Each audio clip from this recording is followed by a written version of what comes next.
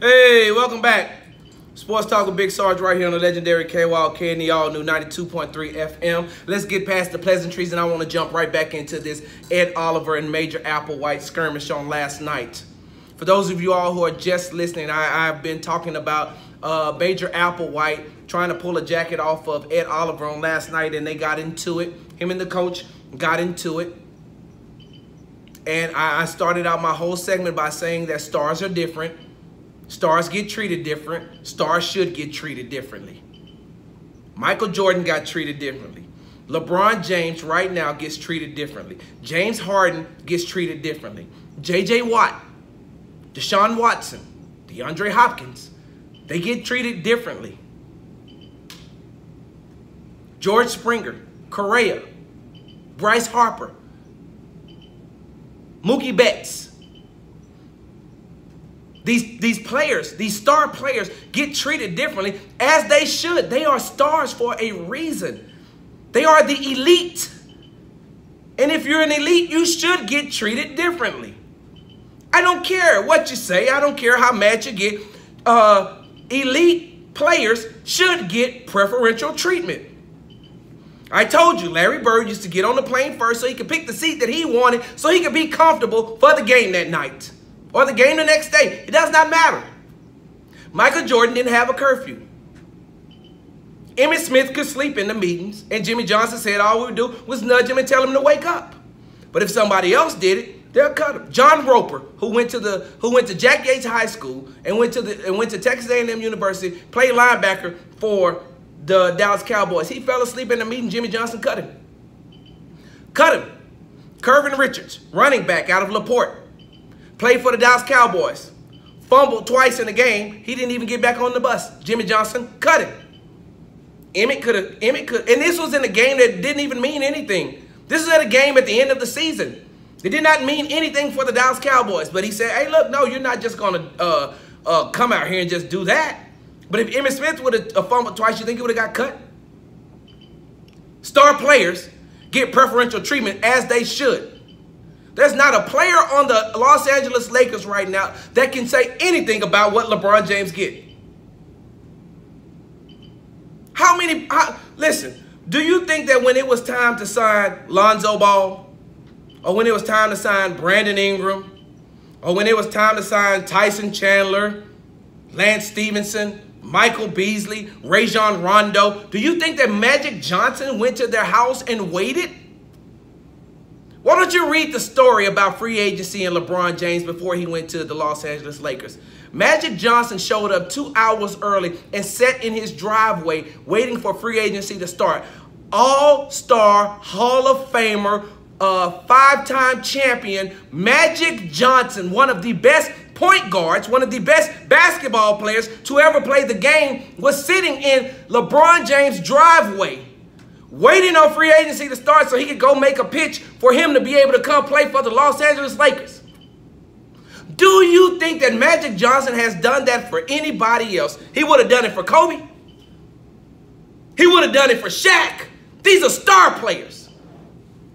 And Major Applewhite, how can you not know that Ed Oliver is a star player? So what? You got a rule that nobody, if you're not playing, if you're not a starter, you shouldn't be wearing a jacket. Ed Oliver isn't a regular player. So what?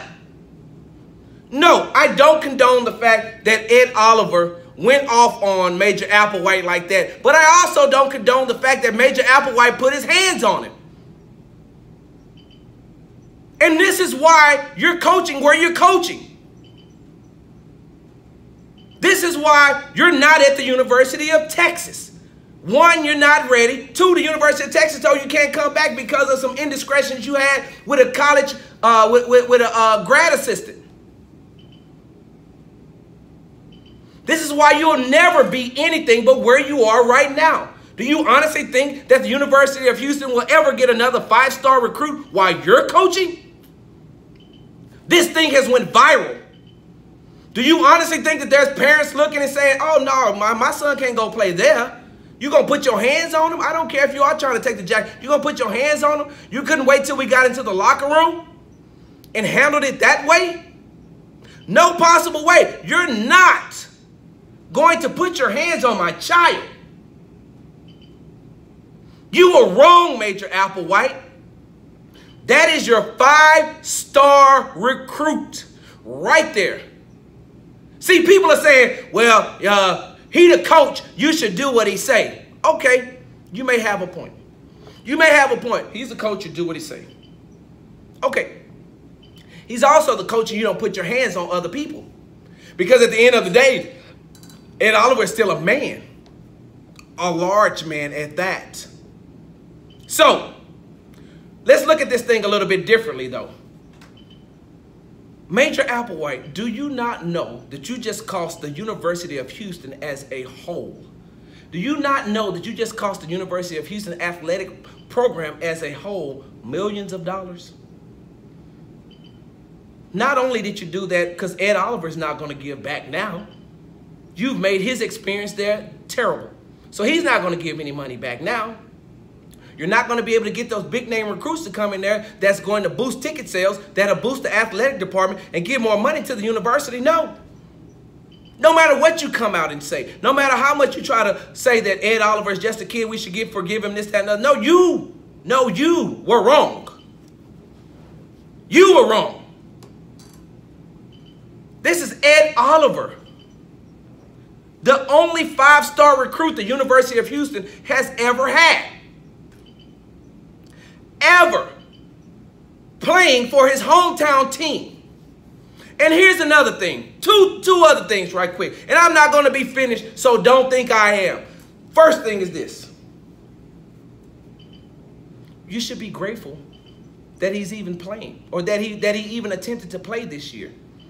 You should be grateful that he even attempted to play last year. You should be grateful, Major Applewhite. You know why? Because you didn't recruit him. Ed Oliver didn't come to play for Major Applewhite. Ed Oliver came to play for Tom Herman. He didn't come to play for Major Applewhite. Ed Oliver came to play for Tom Herman. But when Tom Herman left and went to the University of Texas, he was stuck with you, Major Applewhite. Stuck with you. You know why he was on the sidelines last night? For his teammates. For his teammates. Not for you. Not for you, Major Applewhite. There's no possible way you would ever get a recruit like Ed Oliver to come anywhere you are. You could be coaching at the University of Alabama, and they'll probably be like, no, we good. I'm good. He didn't come to play for you.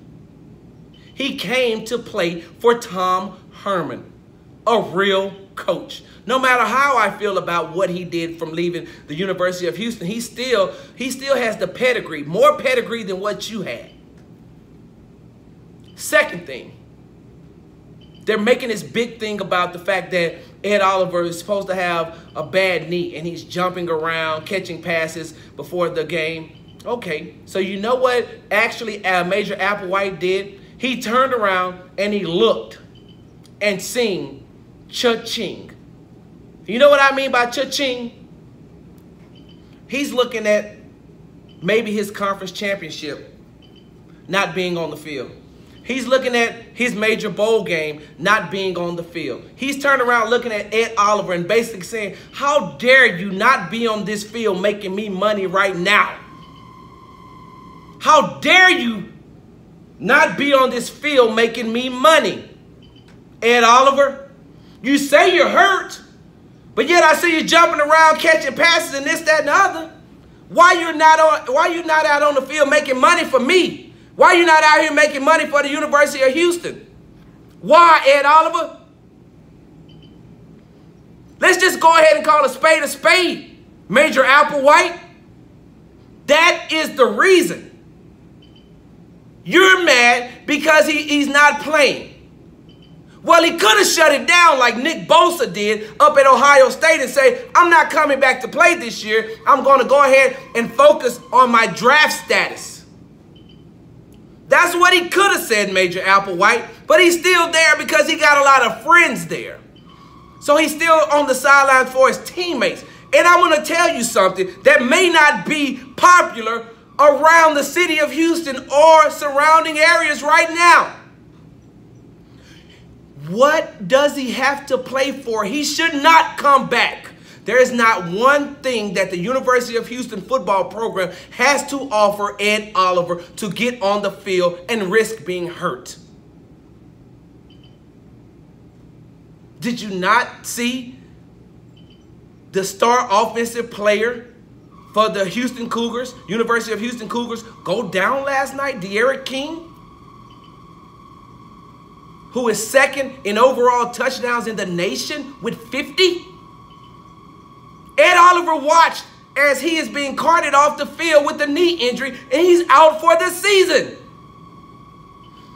What does he have? What he getting if he come back and play? What is he getting, Major Applewhite? What do you have to offer him? You don't control NFL contracts. That's his next job. His next job is in the NFL. So you turn around and get mad at him and come at him about a jacket? No, just say what it really is. You mad because he ain't making you no money. Because he ain't getting out there playing, making U of H relevant again and getting more recruits in for you. Let's just call it what it is, Major Applewhite. You can fool some of the people some of the time, but you can't fool Big Sarge no time. He could have shut it down long time ago. He could have left the university long time ago and said, I'm going to focus on my draft status. Nick Bosa did it. And guess what? Do you know when Nick Bosa did it, everybody came out and said, oh, he did the right thing. That was the right thing to do. We didn't hear this teammate narrative. We didn't hear this stay and play with your brothers rhetoric.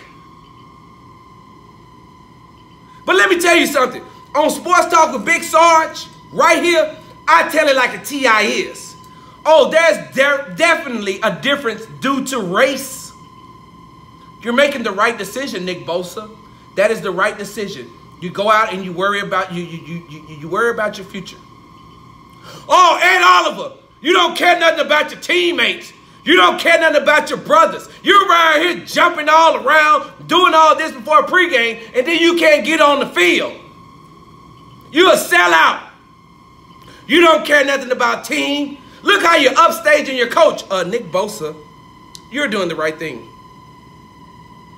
You're doing the right thing, Nick Bosa. This is the thing that you should do. You should worry about going to the next level. You definitely have the potential. You're going to go in the first round. Worry about yourself. See how that works? You see how that works? Is that not crazy? Is that not crazy? Ed Oliver broke a jacket rule last night. But that rule should have never applied to Ed Oliver at all, period. And now, you know what? Let's take this thing a little bit deeper. Those of you all who have been following sports know that Le'Veon Bell for the Pittsburgh Steelers did not sign his franchise tender for $14.5 million because he said, what? I got to take care of myself. I got to take care of my body. My job is to play football, true enough, but I also should be getting paid my worth. I touched the ball over 400 times last year. And even if I come back now, I could be like Earl Thomas. I could play one game, break my leg, and now I'm trying to scramble to get a long-term deal next year, trying to convince somebody that I deserve to be on their team, even though I'm coming back from an injury. Y'all remember that? Ain't no different than what Ed Oliver's doing. And I commend Le'Veon Bell, and I commend Ed Oliver.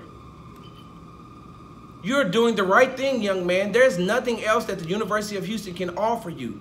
Don't believe in that teammate rhetoric. Because guess what? All your teammates ain't going where you're going, Ed Oliver. All your teammates will not be where you're going. And where you're going is to the NFL. How many more pro prospects outside of De'Aaron King does the University of Houston have? I commend you by not playing anymore. I commend you for not risking further injury. The way you even got hurt was borderline illegal. What Davey was doing to you with the chop blocks and targeting you like that, that was borderline illegal. So you were smart to say, I'm not playing no more. I'm not risking this. The next time I get on the field, it'll be in the draft combine, for pro day, and mini camp, rookie mini camp.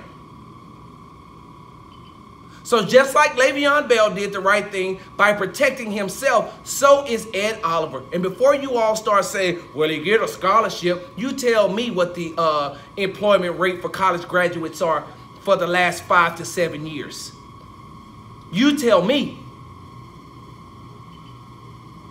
This young man is an elite star defensive lineman. So why should he risk going back on the field for the ACC Conference Championship and a bowl game? Why? Mosey on up 45 North. Going on down to Arlington, Texas. There's a linebacker that plays for a team called the Dallas Cowboys. His name is Jalen Smith. Ask him how much money he lost when he played in the bowl game, when he was a starting linebacker, All-American starting linebacker for the University of Notre Dame, and hurt his knee in a bowl game versus Ohio State University. Ask him how much money he cost himself playing for his team or his teammates. Jake Butts was the starting tight end for the Michigan Wolverines. Hurt himself in a bowl game.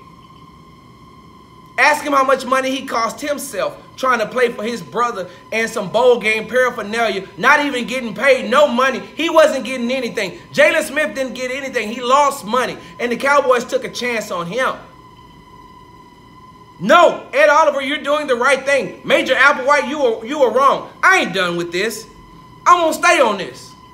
Sports Talk with Big Sarge right here on the legendary KYK and the all-new 92.3 FM.